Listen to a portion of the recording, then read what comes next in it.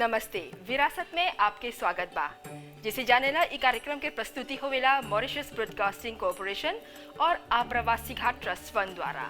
आज हमने हैजा कोरोमंडल के इंडस्ट्रियल जोन में, जहाँ पर एगो बहुत ही महत्वपूर्ण जगह बा और जहाँ पर हमने अपन पहला कड़ी कर ले हैजा Mauritius national archives. Mauritius national archives के जन पहला कड़ी के विरासत रहल उ में हमने देख लीजा कौन तरह से ई संस्था जनता के सेवा में हमनी के पुराना दस्तावेज, हमनी के जो पुराना कागजात बा उ अमानत के तौर पर, विरासत के तौर पर जनता के सामने रखा था।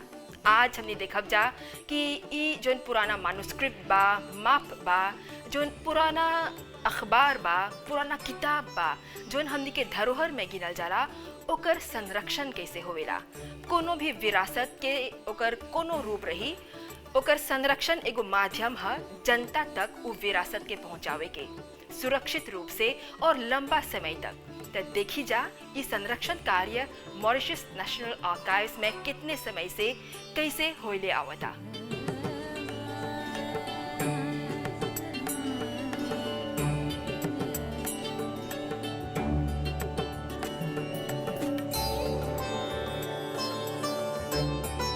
Le but de la conservation aux archives, c'est nous sauvegarder nos documents, nous garder dans l'état plus longtemps possible pour nous communiquer ça aux membres du public. National archives के लक्ष्य है सब दस्तावेज के संरक्षण जितना लंबा समय तक हो सकी जनता खातिर, और हमनी उ दस्तावेज के जस्ती खराब होई से रोकिला सा। एगो दस्तावेज सही सलामत रही, एकर खातिर सही तापमान और नियंत्रित ह्यूमिडिटी के जरूरत है। नेशनल आर्काइव में बहुत बड़ा पैमाना में जरूरी कीमती दस्तावेज बा। हमी के उचित बनेला एके प्रिजर्वे करेगे, नहीं तो उ खराब हो जाए और हमनी के जो नवा पीढ़ी बा एकर से वंचित रह जायन सा। एकर बहुत बड़ा ऐतिहासिक मूल्य बा और अदालत में भी एकर इस्तेमाल सकल जरा करे। एगो दस्तावेज के ट्रीटमेंट से पहले, कंजर्वेशन से पहले हमनी एगो प्रिजर्वेशन निरीक्षण करीला सा। हर डॉक्यूमेंट के स्थिति के जांच करीला सा, देखिला सा कि उ कितना खराब होल बा, और फिर ओकर अनुसार ही सकी ओकर या तो बाइंडिंग होई या फिर रेस्टोरेशन यूनिट में भेजाए या फिर डिजिटाइज भी सकल जाए करे। Nous capables de digitiser aussi. अब हमने देखब जा कि नेशनल आर्काइव्स के जो अलग अलग दस्तावेज बा जेकर कंसल्टेशन आप आवेला त सकेला डायरेक्ट अपन हाथ से पकड़ के उ पन्ना उलाटे या कोनो भी डॉक्यूमेंट के देखे त काहे तोहरा नहीं पड़ेला कोनो लेगा पहने के, दस्ताना नहीं पहने के, काहे कि ओकर संरक्षण हो गल बा। जोन पुराना कागजात है उ सकी समय के साथ टूटे लगे। हर एगो कागज, हर एगो सीडी के एगो लाइफ स्पान है। त ई सब कागजात ओकर लाइफ स्पान से अगते कैसे सकबा ओके रेस्टोरे कर देवे, ओकर संरक्षण करे। अब देखब जा रेस्टोरेशन विभाग में कैसे ई कार्य चलेला। Restauration, c'est il concerne plutôt nous restaurons le papier seulement, pas le texte. Restauration doit dire nous restaurons le papier qui n'a affaibli. Restoration से हमनी खाली उ दस्तावेज, उ कागजात के संरक्षण करेला सा, नहीं कि ओकर पर लिखल टेक्स्ट के। जितना कागज कमजोर पड़ गल बा, खराब पड़ गल बा, ओकर ट्रीटमेंट होवेला। ई एगो टेक्निक सिनवा है जो मॉरिशस में 2001 से आना गल बा। हिंद महासागर, इंडियन ओशन में खाली अकेले हम ही यहाँ ई टेक्निक बा। एके लिफ्ट कास्टिंग बोलल जाला, मतलब जितना छेद बा कागज में ओके एगो पेस्ट से बंद करल जाला। कितने चरण में ई कार्य विभाजित है। हमनी के सब कागज के पानी में रेस्टोरे करल जाला। ई खातिर हमनी के चाहेला जाने के कि जोन स्याही, जोन लौंग बा उ पानी में खराब नहीं हुई। और आर्काइव के हमनी के अधिकांश कागज पत्तर 200 बरिस पुराना है, एसिडिक है। तो हमनी के चाहिए डीएसिडिफाई करे के उ कागज के, और कितने चरण बा चाहे धूल निकाले के, डीएसिडिफाई करे के और ओके न्यूट्रल बनावे के। तब हमनी एकर पर एगो पेस्ट तैयार करके एके रेस्टोरे करेला सर। लिफ्ट कास्टिंग मशीन में ई भी चाइना से आल बा। रेस्टोरेशन के बाद वो कागज के सुखाए खातिर छोड़ल जाला और फिर वो कागज के काटिला सा ओके ट्रिम करीला सा। सब कंजर्वेशन प्रक्रिया के बाद एक स्ट्रॉन्ग रूम में रखिला सा। ई एगो जगह है जहाँ ह्यूमिडिटी, नमी और तापमान कंट्रोल करल जाला, जहाँ तक हो सकी जनता के ई दस्तावेज नहीं देवल जाला, काहे कि एकर रेस्टोरेशन होल बा, लेकिन एकर फोटोकॉपी जनता खातिर उपलब्ध रहेला। photocopie, et là c'est ça qui nous fait digitalisation. त हियाँ ले हमनी देखले अइली जा कि कैसे हमनी के जन पुराना दस्तावेज बा ओकर संरक्षण हुआ था फिजिकल रूप में, जहाँ पर सकबा उ पुराना डॉक्यूमेंट के ओकर संरक्षित रूप में ओके देखे ओके छुए।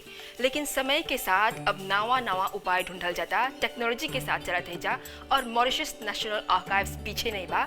यहाँ पर भी टेक्नोलॉजी के साथ ई संरक्षण कार्य चलता। रिपोग्राफी एगो यूनिट है जहाँ पर ई सब जो दस्तावेज बा ओके डिजिटाइज करल जाता, ताकि ई जितना दस्तावेज अभी बा ओकर से छेड़छाड़ नहीं सकी होई, और ई जितना ओकर में सामग्री बा उ वैसे ही डिजिटाइज होके कितने समय तक ओके प्रिजर्व करल जाए।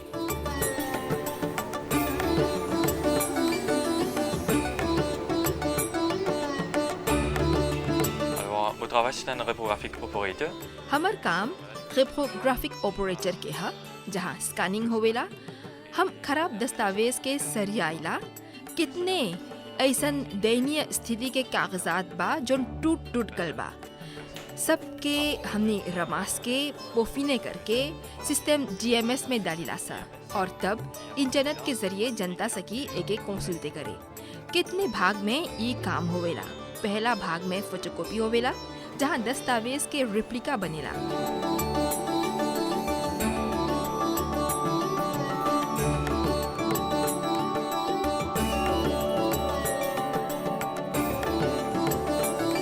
Deuxième partie, il y a le côté scanning. दूसरा भाग में स्कैनिंग होवेला, जहाँ उ दस्तावेज के स्कैनर में डालीला सा, उ इमेज के डिजिटल मोड कैप्चर करीला सा, एडिटिंग करीला सा, और फिर और कितने जटिल प्रक्रिया बा। लेकिन संक्षेप में ई 3 भाग में विभाजित एगो बहुत ही महत्वपूर्ण प्रक्रिया है। Qui devient un peu plus compliqué. Mais en grosso modo, c'est ces 3 parties-là qui a le plus gros travail, un travail critique qui nous vient dire. Mauritius के ई अभिलेखागार ई नेशनल आर्काइव्स में जब आवेला त आप देखले हुई बा कि बहुत ही ऐसन दस्तावेज बा जोन बाइंडेड बा, जेकर संरक्षण करल गल बा, जोन बहुत ही जतन से ओके प्लास्टिफाई करल गल बा। त आज हमनी देखत है जा कौन तरह से अलग अलग चरण में यहाँ के काम विभाजित है। 3 गो यूनिट बा, एगो है बाइंड्री और दूसरा है रेस्टोरेशन, जबकि तीसरा है डिजिटाइजेशन। तो अब हमने देखब जा कि बाइंड्री में कौन काम होवेला और कैसे अलग अलग चरण में ई जन कार्य बा उ विभाजित बाटे।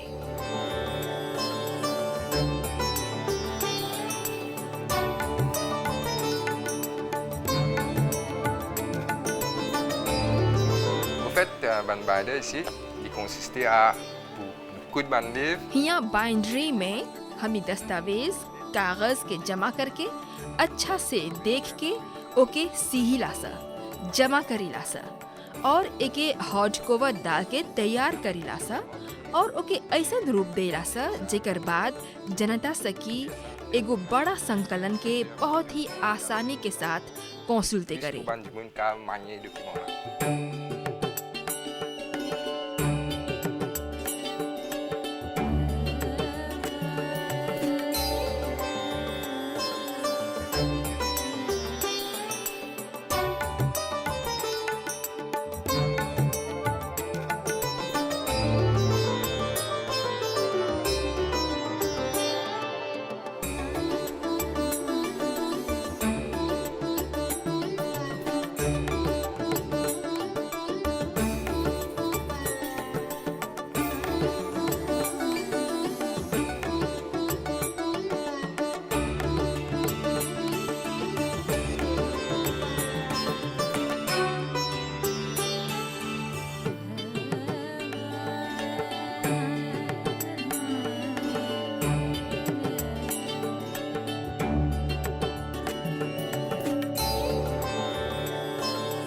côté esthétique, आखिर में जब बाइंडिंग हो जाला तब ऐसन सुनहरा रंग के स्याही से हमने ओकर लेबलिंग करीला ban सा। du monde quand retrouve d'après ban document qui étaient recherchés.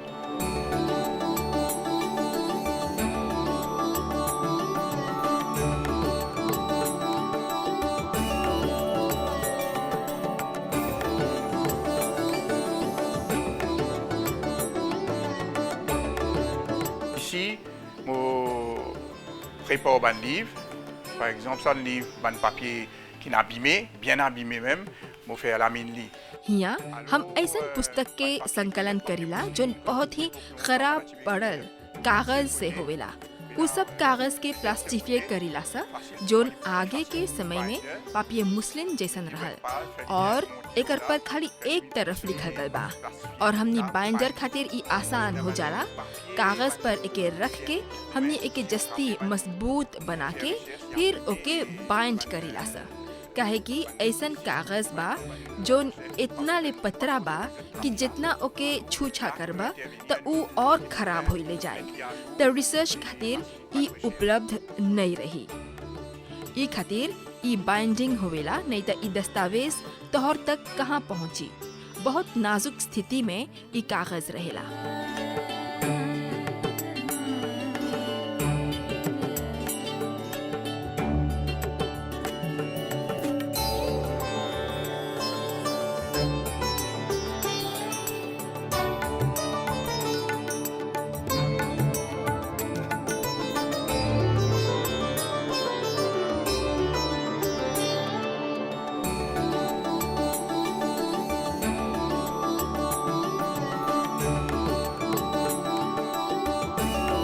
आज हमने विरासत के एगो अलग रूप देखत है जा। काहे कि आज तक हमने मॉन्यूमेंट, साइट, संस्कृति, परंपरा, कला ये सब देखले आवत है जा। लेकिन मॉरिशस नेशनल आर्काइव्स में वो सब पुराना दस्तावेज बा जोन आज तो नहीं पैबा औसन रूप में। यहाँ के जो नक्शा बा, जो माप बा, वो हाथ से बनावल गल बा। यहाँ पर जो पुराना गुवेलिया लोग रहलन जा, वो लोग के तस्वीर बा। और फिर आगे के समय में आप जाने ला टाइपराइटर नहीं रहल, हाथ से लिखल जात रहल। जितना नोटरी डीड्स बा, जितना आगे के बर्थ सर्टिफिकेट्स रहल, ये सब हाथ से लिखल जात रहल। ये सब मैन्युस्क्रिप्ट आपके यहाँ पर मिली और इस सब के संरक्षण बहुत ही खूबसूरती से मॉरिशस नेशनल आर्काइव्स करता, जो कला और सांस्कृतिक धरोहर मंत्रालय के तहत कार्यरत था।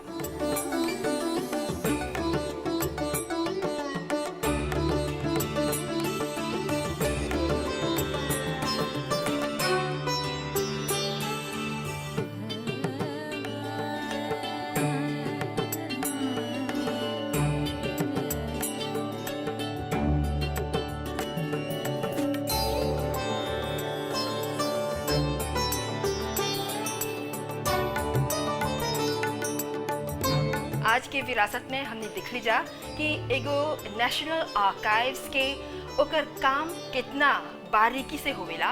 और चाहे वो नेशनल आर्काइव्स रही, चाहे वो नेशनल लाइब्रेरी रही या कोनो म्यूजियम, संरक्षण कार्य बहुत ही समय लेवेला और बहुत ही ध्यान देके करल जाला।